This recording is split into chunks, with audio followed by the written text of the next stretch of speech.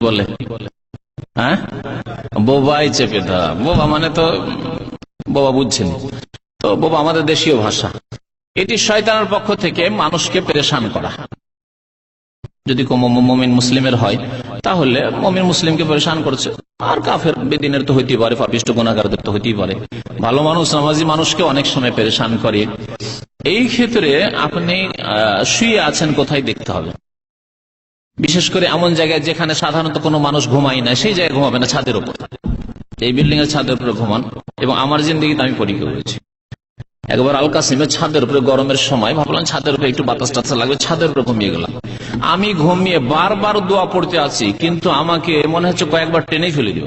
এটা আমার সাথে হয়েছে, বারবার আমাকে পেরেশান করছে। তার মানে ওখানে ছাদের উপর ওরা খেলাধুলা, জিনেরা খেলাধুলা করে, আমার ঘুমিয়ে যাওয়া মানে তাদের ডিস্টার্ব আছে, বরদাস্ত করতে চাইছে না, সুতরাং আমাকে মানে কোন রকম ভাবে এখানে তাড়াতে চাইছে। 3বার 4বার যখন আমার সাথে এরকম হয়ে গেল, তখন ভাবলো যে না, এখানে শোয়া যাবে না। নিচে গেলাম, কিছুই নেই। আবার নিচে গিয়ে নিজের যখন রুমে শুয়ে গেলাম, কিছুই নেই। তো আপনি ঘুমাবার ক্ষেত্রে খেয়াল রাখবেন যে আপনি ঘুমাচ্ছেন কোন জায়গায়। বিশেষ করে যারা ঘরে পাপ করছেন, ঘরে ফিল্ম নোংরা ছবি দেখছেন আর ওখানে ঘুমাইছেন, তো এই স্বাভাবিক হওয়ার, কারণ পাপের জায়গায় শয়তান থাকে, না পাকি জায়গায় পাপের জায়গায় শয়তান থাকে। আপনি পাপ মুক্ত করেন আপনার রুমকে। অনেকে রুমে ছবি রেখেছেন, মানুষের ছবি বা কোনো প্রাণীর ছবি, হারাম। এইরকম যদি থাকে তাহলে দোয়া পড়ে অনেক সময় কাজ হবে না, দোয়া পড়েও কাজ হবে না। আর নবী সাল্লাল্লাহু আলাইহি ওয়াসাল্লাম বলেছেন যে তোমরা যখন ঘুমাবে দরজা জানালা বন্ধ করে, জানালা খুলে শুইলে জিন জাতি উশৃঙ্খল জাতি, বদমাইশ জাতি অধিকাংশ তাদের, সুতরাং আপনার সাথে বদমাইশি করতে পারে। তাহলে জানালা দরজা এসব বন্ধ করে শোয়াটাই ভালো। তারপরে যেসব সুন্নতি জিকির আজকার মানে দোয়া রয়েছে ঘুমাবার পূর্বে, সেগুলি পড়বেন। তার মধ্যে একটি হচ্ছে আয়াতুল কুরসি, সহিহ বুখারী শরীফ হাদিস। আর আয়াতুল কুরসি মাশাআল্লাহ আমাদের দেশের মানুষের আমল আছে, কি সুন্নতি কি বিদআতি মানুষ সবার আমল আছে।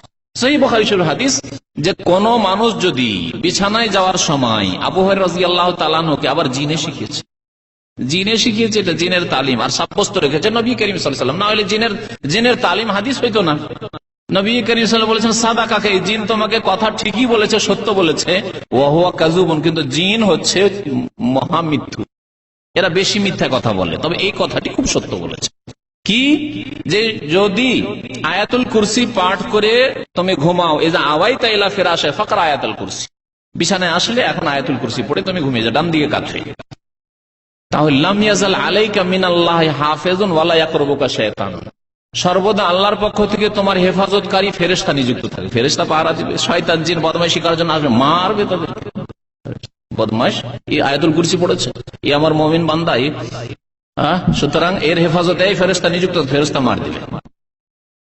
ওয়ালা ইয়াকরুবুকা শাইতান, শয়তান কাছে আসতে পারবে, শয়তান নিকটবর্তী হতে পারবে না। তাহলে একটি আমল সূরা ইখলাস, নাস, ফালাক, কুল হুয়াল্লাহু আহাদ, কুল আউযু বিল ফালাক, কুল আউযু বিরাব্বিন নাস 3বার করে পাঠ করবেন। আর মাথা থেকে শুরু করে পা পর্যন্ত যতদূর হাত যায় হাত বুলাবেন, হাত ফিরাবেন। আশা করি শয়তান আপনার ক্ষতি করতে পারবেন না। আল্লাহ ইসমে কামুত আহিয়া অভ্যাস করে নেবেন, এই দোয়া পড়ে শুনবেন। নবী করিম সাল্লাল্লাহু আলাইহি ওয়াসাল্লাম এছাড়া তাসবিহ পড়া শিখেছেন। এইগুলি বেশ কিছু জিকির আজকার পড়ে ঘুমাইলে আশা করা যায় যে শয়তান কাছে আসতে পারবে না। এর অতিরিক্ত উজু করে নেবেন, যদি দেখেন যে না তারপরে পেরেশান করার চেষ্টা করছে, আশা করি হবে না, তাহলে উজু করে নেবেন। আর যদি ঘুমের অবস্থা এরকম পেরেশান করে, তো ওই সময় একটি দোয়া আছে, দোয়া পড়েন, দোয়া পড়ার পরে বাম দিকে থুথু ফেলবেন, ডান দিকে কাঁথি শুয়ে যাবেন। আউযু বিকালিমাতিল্লাহি তাম্মাতি মিন গাযাবিহি ওয়া ইকাবিহি ওয়া শাররি ইবাদিহি ওয়া মিন হামাযাতিশ শাইতানি আইয়াহযুরুন। আর আমি আল্লাহর কসম করে বলছি আপনাদেরকে, আমি পরীক্ষা করে দেখেছি, মাঝে মাঝে শয়তান যখন বিরক্ত করে বা একটা খারাপ স্বপ্ন দেখায়, বিব্রত হইলাম, খারাপ স্বপ্ন দেখে, হয়তো মানুষ খারাপ স্বপ্ন শয়তান দেখাতে পারে, সাথে সাথে বাম দিকে এই দোয়াটি পড়ে 3বার থুথু ফেলে দিলাম, তারপর ডান দিকে কাঁথি শুয়ে গেল। সারা রাত, আরো যদি 5 ঘন্টা রাত থাকে, সারা রাত আর শয়তান কাছে আসতে পারে, কোন রকমের খারাপ স্বপ্ন আর দেখাতে পারে। বাস্তব সত্য কথা বলছেন না। তো এই আমলগুলি করার চেষ্টা করবেন। বাড়িকে নাপাক রাখবেন না, গুনাহ দিয়ে নাপাক করবেন না, পাক রাখার চেষ্টা করবেন, বাড়িতে যেন গুনাহ না হয়।